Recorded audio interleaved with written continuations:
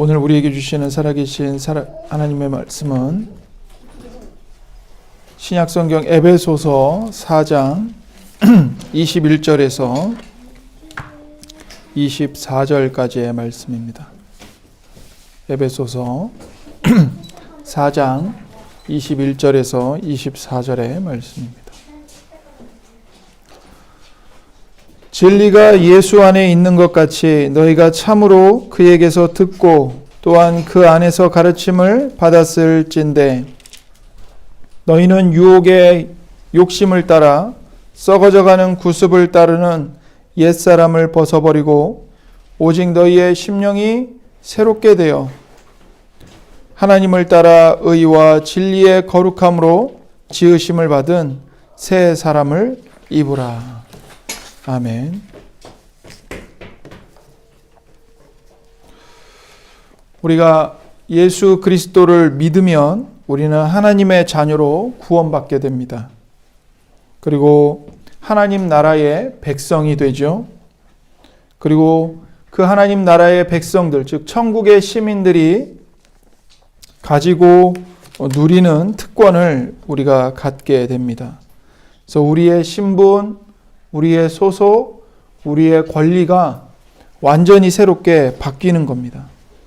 그래서 예수님을 믿는다는 건 한 사람의 인생을 완전히 뒤바꾸는 일입니다. 그저 교회를 안 나가다가 주일에 교회 나오는 그 정도의 변화, 그 정도의 차원이 아닌 거죠. 우리가 예수님을 믿으면 옛사람은 죽고 완전히 다른 새 사람으로 새롭게 창조되는 것입니다. 그래서 우리에게 그런 변화가 일어납니다. 만약 우리에게 그런 변화가 없다면 그것은 이상한 것이죠. 그래서 본문에서 바울은 우리 인생의 이런 급격한 변화가 어떤 것임을 상세하게 가르치고 있습니다. 먼저 21절을 보십시오.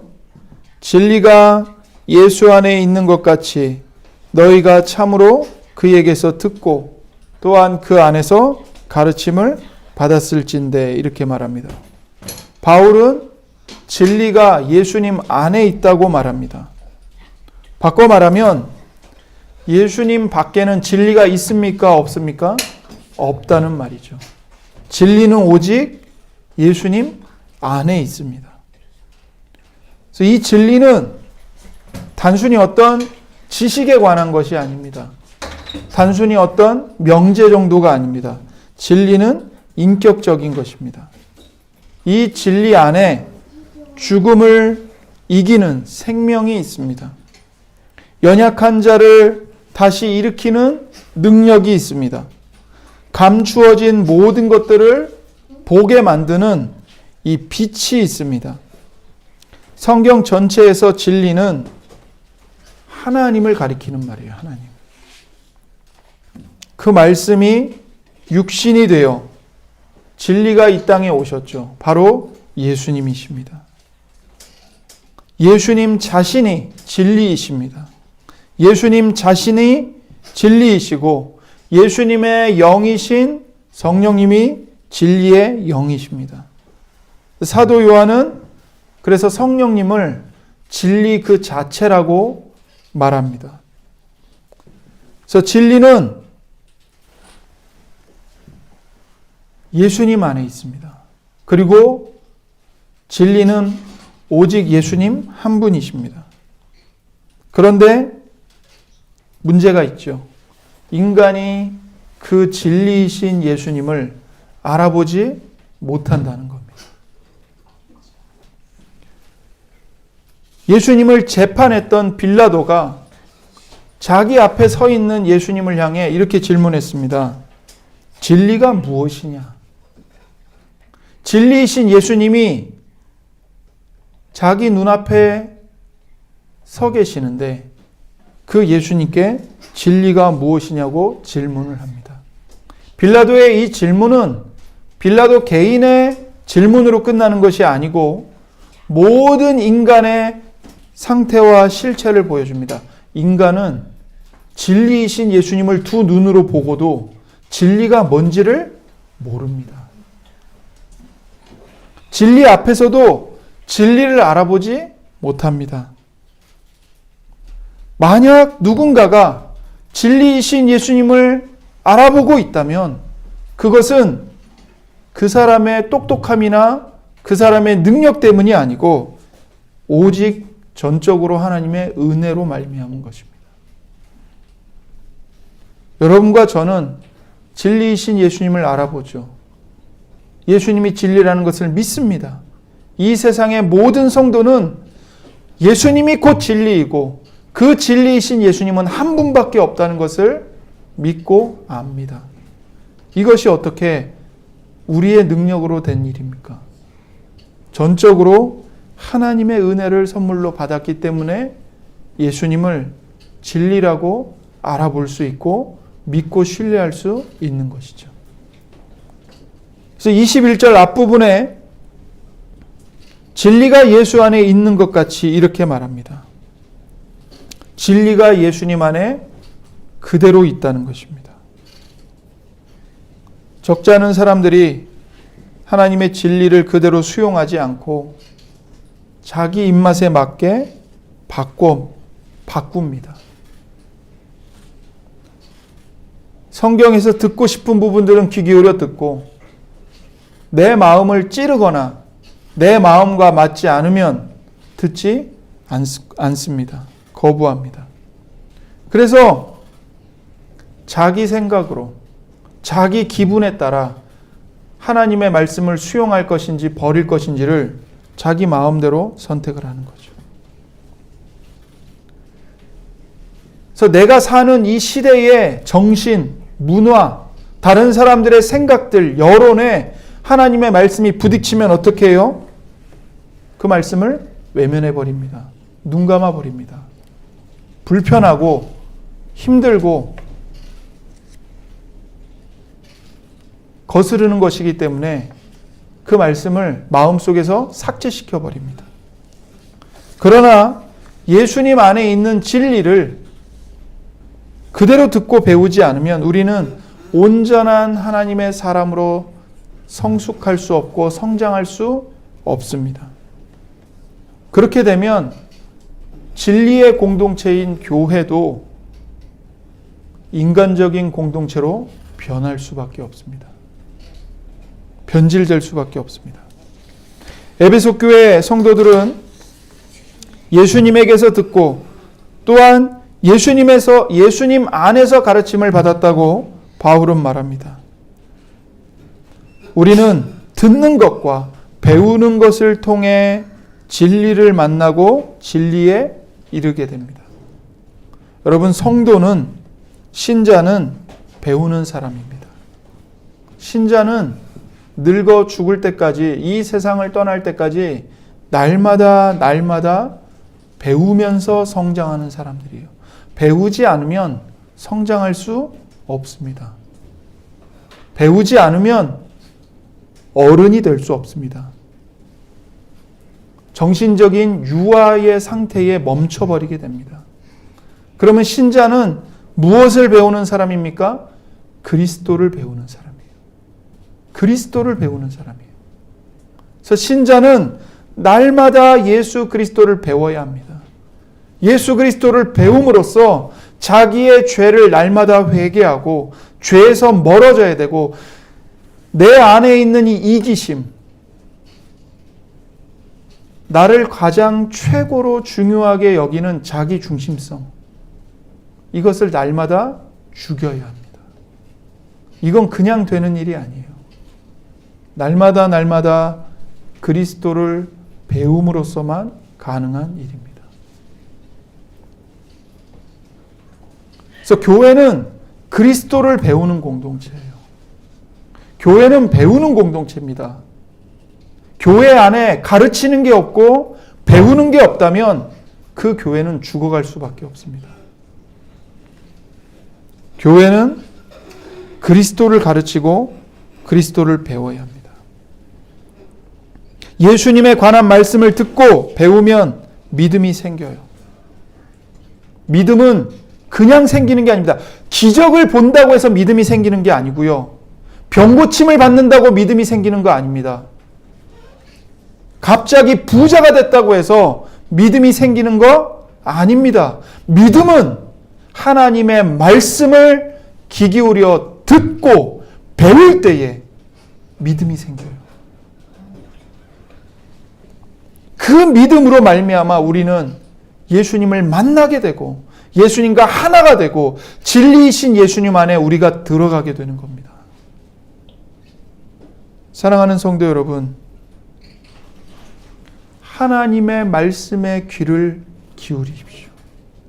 이 예배 시간에 하나님의 말씀이 강단에서 선포되는 것을 가볍게 생각하지 마십시오. 들어도 되고 안 들어도 되고, 내 귀에 듣기 좋으면 듣고 내 귀에 거슬리면 눈 감아 버리고 그러지 마십시오. 진리의 말씀을 듣는 이 시간이 너무나도 귀한 시간입니다. 여러분과 제 인생에 그 무엇과도 바꿀 수 없습니다. 이 말씀을 듣는 시간은 우리의 영원한 운명을 결정짓는 시간이에요. 여러분이 말씀을 어떤 마음으로 듣느냐에 따라서 여러분의 영원한 운명이 뒤바뀝니다. 천국으로 바뀔 수도 있고 지옥으로 바뀔 수도 있습니다. 가볍게 생각하지 마십시오. 여러분의 듣는 마음을 열어야 합니다. 의지적으로 말씀을 듣겠다는 마음을 갖고 이 자리에 오셔야 합니다. 여러분이 집에서 길을 나설 때 기도하고 나오셔야 됩니다. 하나님, 내 마음의 문을 열어주십시오. 들을 길을 열어주십시오. 오늘도 제가 거룩하신 하나님 앞에 나아갑니다. 제 마음을 준비시켜 주십시오. 여러분의 마음으로 들어야 합니다. 진리는 단순히 정보가 아닙니다. 지식이 아닙니다. 그렇기 때문에 귀로만 듣는다고 해서 들리는 게 아닙니다. 여러분의 마음으로 들어야 돼요. 성령님께서 여러분과 제 마음을 열어주시고 성령님께서 말씀을 듣기 싫어하는 여러분과 제 마음에 빛을 비춰주셔서 모든 어두운 마음을 성령님이 몰아내 주시길 간절히 기도하고 들어야 합니다. 그래야 마음으로 들을 수 있어요. 육신의 귀로는 누구나 다 들을 수 있습니다. 그러나 우리가 진정 마음으로 그 말씀을 들으려면 성령님께서 우리 마음의 문을 활짝 열어주셔야 하고 우리 마음에 회개하는 마음을 주셔야 하고 그 말씀을 진정으로 갈망하는 갈급한 심령을 성령께서 우리 안에 주셔야 합니다. 그리고 우리는 이것을 위해 기도해야 합니다.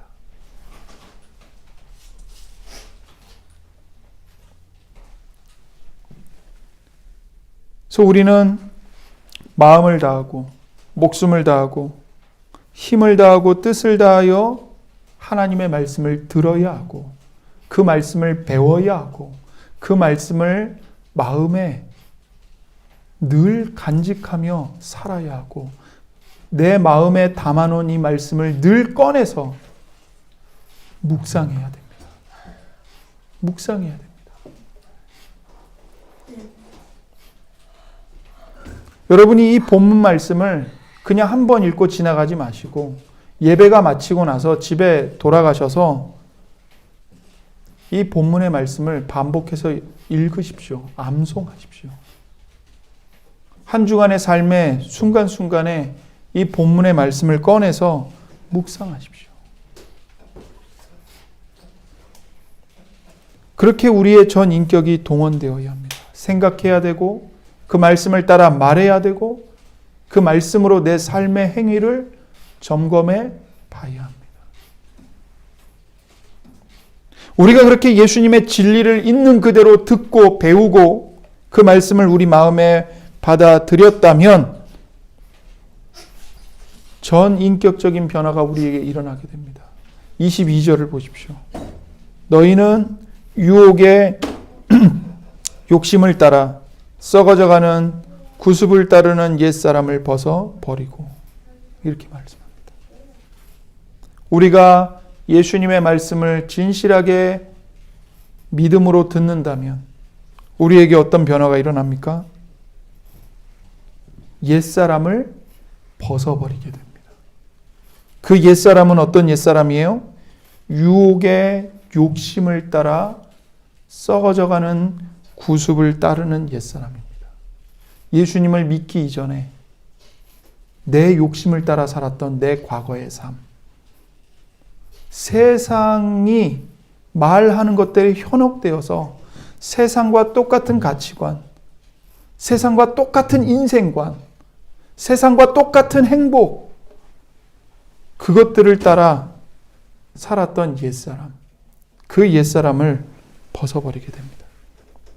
바울은 옛사람을 벗어버리고 새사람을 입으라고 말해요. 옛사람은 오래된 삶의 방식을 따르는 자기 자신, 유혹의 욕심을 따르다가 부패해진 사람을 가리킵니다.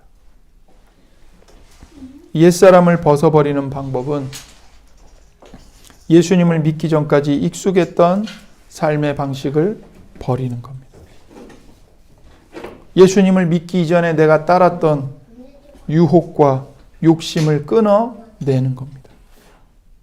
욕심으로 행하던 더러운 일들을 중단하는 겁니다. 마음의 묵상과 입술의 말과 몸의 행실은 거짓된 욕심에 의해 쉽게 끌려다닐 수 있습니다. 욕심은 인간을 노예처럼 이리저리 끌고 다닙니다. 그 욕심에 이끌리면 우리 마음과 입술과 몸이 더러운 일에 관여하게 돼요. 삶이 부패해지는 겁니다. 삶이 썩어 들어가는 거예요. 욕심은 우리를 교묘하게 속입니다. 욕심은 절대로 자신의 본색을 드러내지 않습니다. 머리에 뿔을 달고 꼬리를 보이면서 우리에게 다가오지 않아요. 오히려 우리가 좋아하는 모습, 우리의 마음을 이끄는 모습, 매력을 느끼는 모습으로 우리에게 유혹은 다가옵니다. 그래서 우리 안에 있는 욕심은 절대로 우리에게 선한 것을 가져다 주지 않습니다. 욕심을 채우면 당장은 기분 좋을 것 같고 만족할 것 같죠. 그러나 그렇지 않습니다.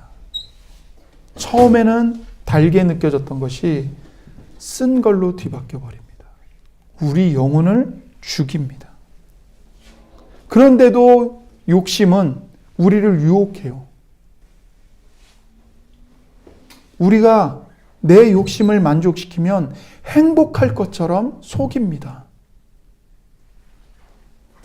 만족할 것처럼 속입니다. 소원을 성취할 것처럼 속입니다. 여러분, 창세기 3장을 생각해 보세요. 아담과 하와를 보세요. 그 아담과 하와를 유혹했던 뱀을 보세요. 뱀의 목소리를 듣고 하와의 마음이 유혹을 향해 기울어져 버렸어요. 그리고 나서 선악과의 열매를 보니까 그 선악과 나무의 열매가 어떻게 보여요? 맛있어 보이는 거예요. 아름답게 보이는 거예요. 내가 진짜 저거 따먹으면 하나님처럼 지혜로워질 것 같아. 그렇게 보이는 거예요. 먹음직도 하고 보암직도 하고 지혜롭게 할 정도로 탐스러워 보이는 겁니다. 선악과를 먹는 것이 자기 자신에게 너무나도 좋은 것들을 가져다 줄 것처럼 보이는 거죠. 하나님보다 더 좋은 것을 줄 것처럼 보이는 겁니다. 그래서 어떻게 해요? 손을 뻗는 겁니다. 먹는 거죠. 욕심은 이처럼 우리를 조용히 속입니다. 우리에게 가장 좋은 것을 줄 것처럼 네가 이것만 가지면 너의 고민, 너의 괴로움 다 사라져. 네가 이것만 하면 너의 마음을 그토록 짓누르던 그 괴로움, 마음의 상함 다 깨끗하게 사라질 거야. 조용히 우리 마음을 속입니다. 그러면서 우리의 영혼을 조용히 죽입니다. 여러분 잊지 마십시오. 하와와 아담이 그 하나님의 말씀을 어기고 선악의 열매를 먹었을 때 그 결과가 무엇입니까? 하나님으로부터 버림받고 하나님이 주신 모든 생명, 기쁨, 행복, 평화, 안식, 충만함 다 잃어버렸습니다. 질병과 죽음과 고통과 미움과 욕심과 싸움이 끊이지 않게 되었어요. 여러분, 야고보 사도는 말합니다. 용심이 잉태하여 죄를 낳고 죄가 장성하여 사망을 낳느니라.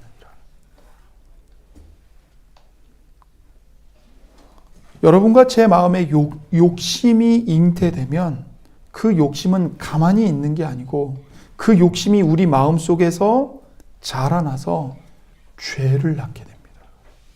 죄를 낳게 돼요. 욕심은 유산이라는 게 없어요, 여러분.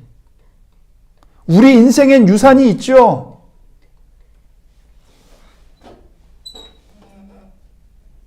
죄에는 유산이 없어요.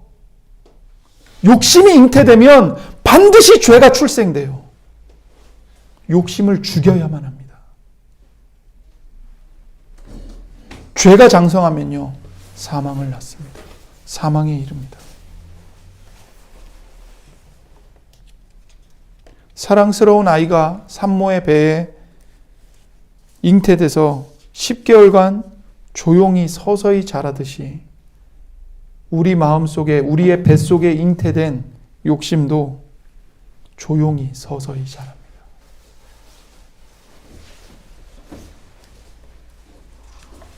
때가 이르면 그 출산한 아기가 자라서 어른으로 장성하듯이 우리의 욕심이 낳은 죄가 자라서 우리를 죽음에 이르게 합니다.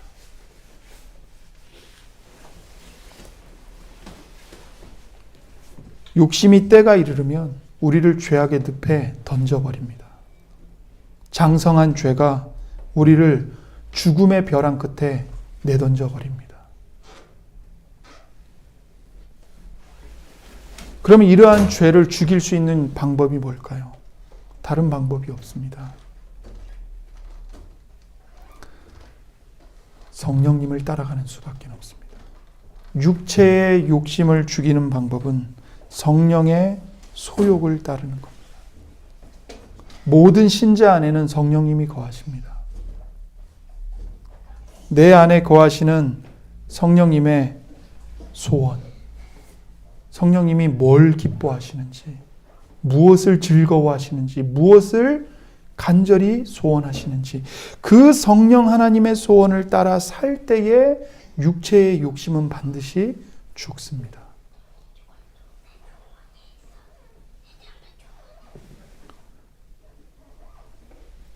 그래서 성령님은 우리를 반드시 기쁨과 생명으로 이끌고 가십니다. 내 안에 욕심이 생길 때, 여러분이 욕심이라고 하는 것을 너무 단편적으로 생각하지 마십시오. 뭔가를 갖고 싶은 것, 뭔가를 누리고 싶은 것, 이것만이 욕심이 아닙니다. 하나님의 말씀에 반대하는 여러분과 저의 모든 생각이 욕심입니다. 용서해라. 근데 싫어요. 용서하기 싫거든요. 네가 먼저 섬겨라. 싫어요. 네가 먼저 양보해라. 싫거든요.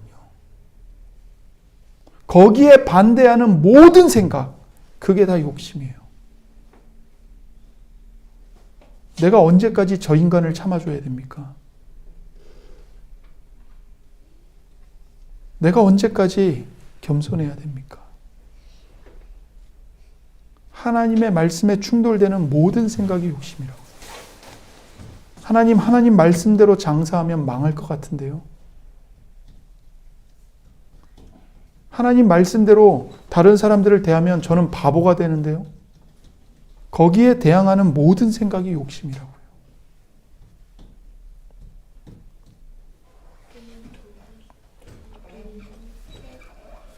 그 욕심을 죽이는 방법은 성령님의 소원에 집중하는 겁니다. 그러면 성령님의 소원을 집중하는 방법이 뭘까요? 여러분과 제가 다 알고 있는 방법이에요. 뭡니까? 하나님의 말씀을 펴서 읽으십시오. 여러분 안에 분노가 일어납니까? 거짓과 타협하고 싶은 마음이 듭니까? 정직하게 성실하게 사는 거에 대해서 압박이 느껴집니까? 여러분에게 거짓을 말하라고 여러분의 직장 동료가 선임이 여러분을 압박합니까? 이겨낼 수 있는 방법이 뭘까요? 하나님의 말씀을 펴서 읽는 거예요. 지난 주일에도 제가 말씀드렸지만 예수님이 여러분과 저를 위해 고난당하신 그 예수님의 고난의 본문을 찾아서 읽으십시오. 이사야 53장을 펴서 읽으십시오. 예수님이 여러분과 저를 위해 어떤 수모를 당하셨는지. 시편을 펴서 읽으십시오. 죽을 것 같습니까? 에스더를 펴서 읽으십시오. 하나님이 죽을 것 같은 에스더와 하나님의 백성들을 어떻게 살리셨는지, 어떻게 기가 막힌 섭리로 하나님이 간섭하셔서 악인을 멸하시고 자기 백성을 하나님이 구원해 내시는지 펴서 읽어보십시오. 하나님을 위한 선한 일을 행하는데 압박이 느껴지십니까? 느헤미야를 펴서 읽어보십시오. 느헤미야가 어떻게 그 압박을 이겨냈는지. 느헤미야는 고백합니다. 하나님을 기뻐하는 것이 우리의 힘이다. 하나님을 즐거워하는 것이 우리의 힘이다. 느헤미야가 안팎의 그 모든 적들과 그 모든 원수들, 느헤미야를 속이고 느헤미야를 이간질시키고 느헤미야를 죽이기 위해 계략을 짜고 느헤미야를 유혹하는 그 모든 원수들의 압박을 어떻게 이겨냈습니까? 느헤미야를 펼쳐서 읽어보십시오. 느헤미야가 이길 수 있었던 그 힘은 하나님을 기뻐했던 그 마음입니다. 그는 하나님만을 바라봤습니다. 하나님을 기뻐하기로 마음을 먹었습니다. 다니엘과 세 친구들은 풀물불 앞에서 하나님의 말씀에 순종하기로 뜻을 정했습니다. 이것이 우리의 믿음을 지키는 힘입니다. 우리의 마음을 지키는 힘입니다. 말씀을 펴서 하나님이 여러분과 제게 뭐라고 말씀하시는지, 성령님이 뭘 기뻐하시는지 묵상해 보십시오. 로마서를 펴서 읽으시고 에베소서를 펴서 읽으십시오. 빌립보서를 펴서 읽으십시오.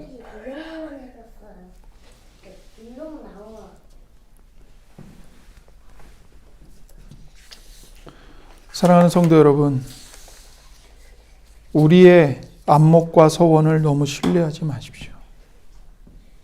우리의 눈과 마음은 죄로 물들어 있습니다.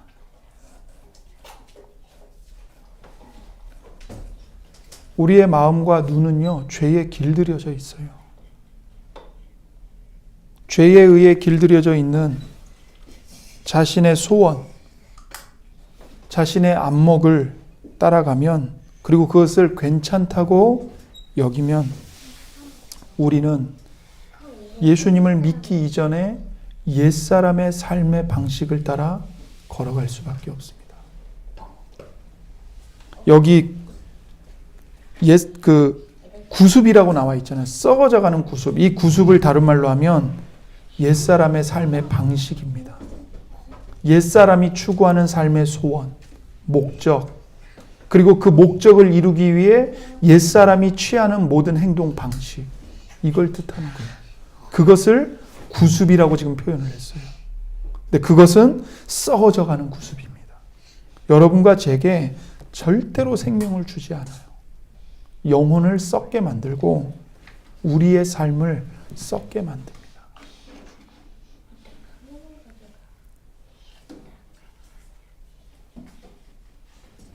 하나님의 말씀으로 돌아가서 말씀을 읽으시고 그 말씀을 붙잡고 기도하십시오. 하나님이 이 말씀이 내 소원이 되게 해주시고 내 기쁨이 되게 해주시고 나의 의지가 되게 해주옵소서. 하나님의 소원을 기뻐하게 해주옵소서.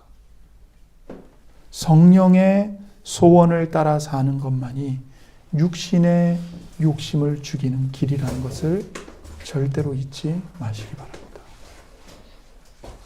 여러분과 저는 예수님을 믿어 하나님의 자녀가 되었습니다. 그래서 우리는 이 부패한 옛사람의 습성을 완전히 버리고 완전히 새로운 사람으로서 새로운 삶의 방식을 따라 살아야 합니다.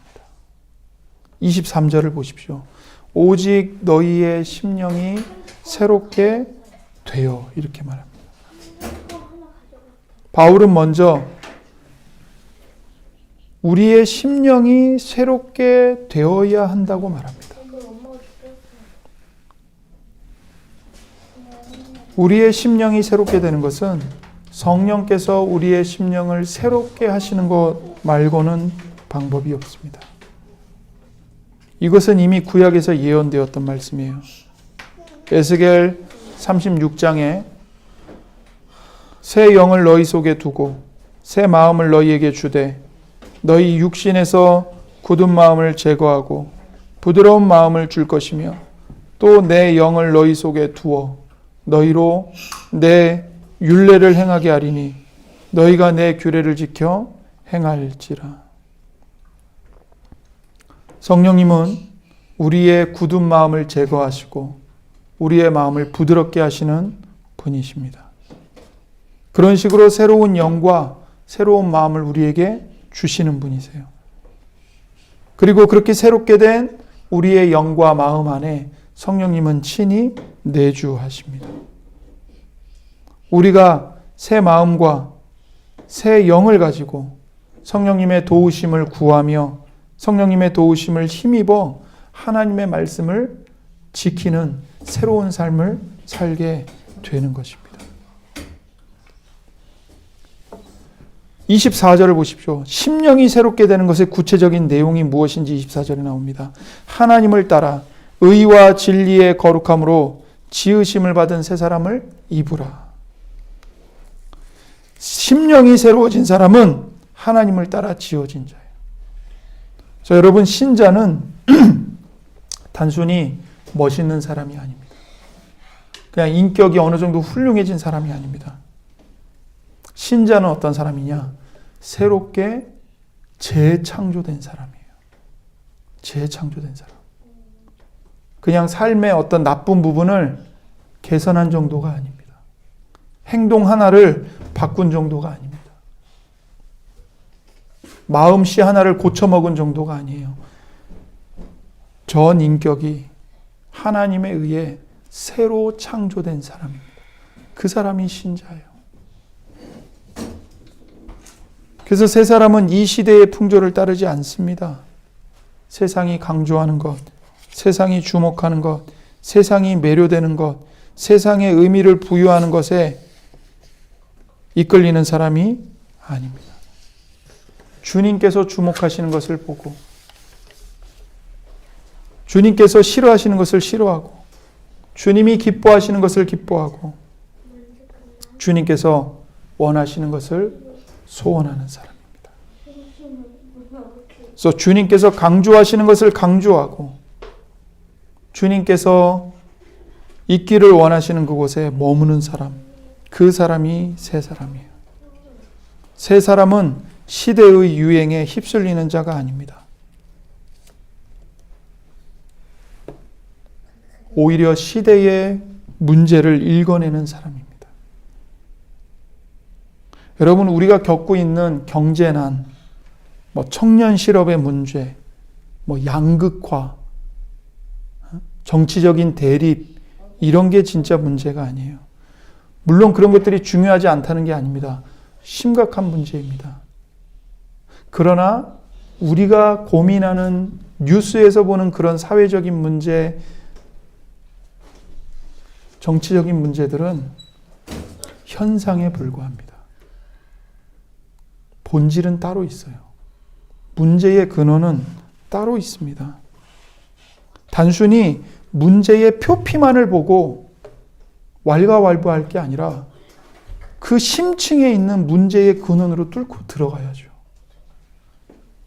문제의 본질을 파악하고 근본적인 대책을 간구해야 합니다. 바로 세 사람이 그런 사람이에요. 그러면 진짜 문제의 근본적인 문제는 뭡니까? 하나님의 말씀을 듣지 않는 겁니다. 여러분, 아모스 8장 11절에 이렇게 말했어요. 보라, 날이 이를지라 내가 기근을 땅에 보내리니 양식이 없어 주림이 아니며 물이 없어 가람이 아니요 여호와의 말씀을 듣지 못한 기갈이라.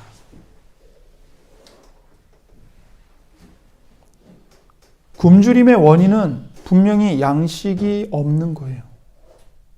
목마름의 원인은 마실 물이 없는 것입니다. 그러나 이것은 문제의 표면적인 진단일 뿐이죠. 그 심층은 뭡니까? 하나님이 뭐라고 말씀하세요? 여호와의 말씀을 듣지 못한 기갈이라고 말씀하십니다. 진짜 문제는 먹을 양식이 없는 게 아니고 마실 물이 없는 게 아니고 하나님의 말씀을 듣지 못하는 겁니다. 하나님의 말씀을 듣지 못하는 거예요. 교회가 말씀이신 예수 그리스도로 충만하면 하나님의 말씀을 듣지 못한 기갈을 해소하면 이 세상에는 소망이 있습니다. 그러나 하나님의 말씀을 듣지 못한 기갈을 해소하지 않으면 이 세상에는 소망이 없습니다. 남 탓하기 전에, 정부를 욕하기 전에 여러분과 제가 말씀으로 충만한 새 사람이 날마다 되어야 합니다. 이게 진짜 문제의 해결이에요. 우리가 세상에 빛이 되어야 하고 소금이 되어야 합니다. 우리는 의로움과 거룩함을 가진 새 사람이 되어야 합니다.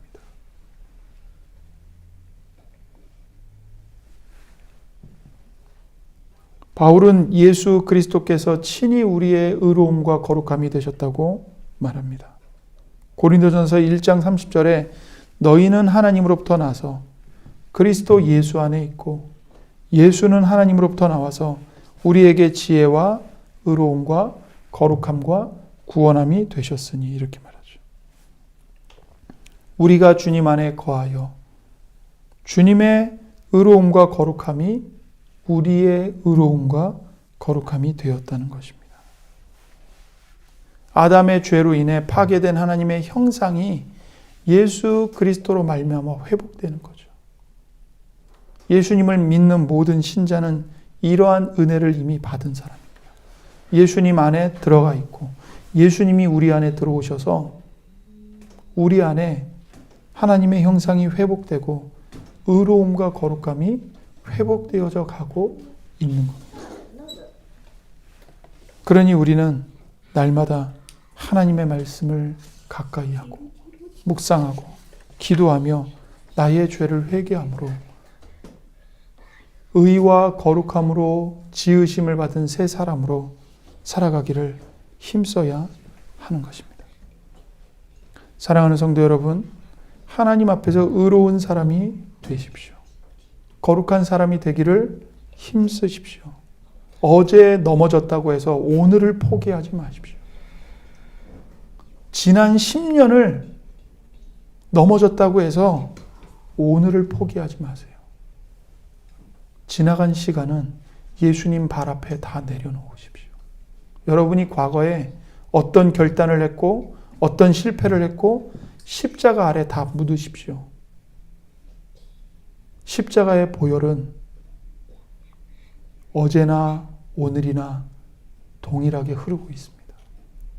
십자가의 보혈은 지난 과거에 여러분이 얼마나 오랜 시간을 실패했는지와 상관없이 여러분의 그 모든 실패, 여러분의 무능함, 여러분의 불순종, 여러분의 죄, 그리고 그 죄로 인해 여러분이 받고 있는 징계, 그 모든 것을 다 뒤덮고도 남습니다. 여러분이 오늘 이 시간, 이 말씀을 여러분의 마음에 새기고 내가 지난 과거는 실패했지만 오늘 이 시간 내가 예수님께 매달리겠다. 마음 먹고 예수님께 나아오십시오. 그러면 십자가의 능력은 여러분을 다시 일으켜 세워줄 것입니다. 예수님은 그런 분이세요. 예수님 면전에서 나는 예수님 모른다고 부인했던 3번이나 부인한 베드로를 예수님이 버리지 않으셨습니다. 부활하신 예수님을 만났음에도 불구하고 베드로가 나는 자격이 없다. 나는 예수님 따라다닐 제자로서 자격을 상실한 놈이다. 나는 그냥 물고기나 잡으러 가련다. 부활하신 예수님을 만났는데도 예수님을 떠나려고 했던 베드로를 예수님이 다시 찾아오셔서 붙드셨습니다. 예수님은 그런 분이십니다. 그리고 그 예수님을 실패한 베드로를, 자격 없는 베드로를, 버림받아 마땅한 베드로를 예수님은 끝까지 붙드셔서 초대교회가 진리이신 예수님 위에 든든히 설 수 있도록 예수님은 그 베드로를 말씀의 종으로 사용하셨습니다. 예수님은 그런 분이십니다. 어제의 실패를 핑계로 도망치지 마십시오. 지난 10년의 무능함을 핑계로 오늘 주어진 시간과 생명을 헛되이 낭비하지 마십시오. 부활하신 예수님이 베드로 앞에 찾아오셨듯이 오늘 말씀이신 예수님께서 여러분과 제게 찾아오셨습니다. 그리고 말씀하십니다. 네가 나를 사랑하느냐? 네가 나를 사랑하느냐? 네가 나를 사랑하느냐? 여러분을 회복시키기 위해 예수님이 여러분 앞에 계십니다. 예수님께 나아가 여러분의 문제, 여러분의 죄, 여러분의 억울함, 여러분의 고통과 슬픔, 여러분의 실패 아뢰시고 예수님을 붙드십시오. 예수님께 붙잡히십시오. 기도하겠습니다. 하나님 아버지 감사합니다. 하나님은 하나님의 아들이신 예수님까지 십자가에 죽는 자리에까지 내어주셔서 우리를 구원하신 아버지이시고, 예수님은 오늘도 우리에게 찾아오셔서 우리의 심령을 새롭게 하시는 분이십니다. 성령님이 오늘도 말씀으로 우리 마음속에 역사하셔서 우리의 마음에 진정한 회개와 믿음을 일으키고 계십니다. 하나님, 오직 십자가 앞에, 십자가에 못 박히신 그리스도 앞에 엎드려 우리의 죄를 토설하고 우리의 마음을 쏟아내는 우리가 될 수 있도록 은혜를 더하여 주옵소서. 우리를 심령이 새로운 사람으로 새롭게 하여 주옵소서. 감사드리며 우리 구주 예수님의 이름으로 기도드립니다. 아멘.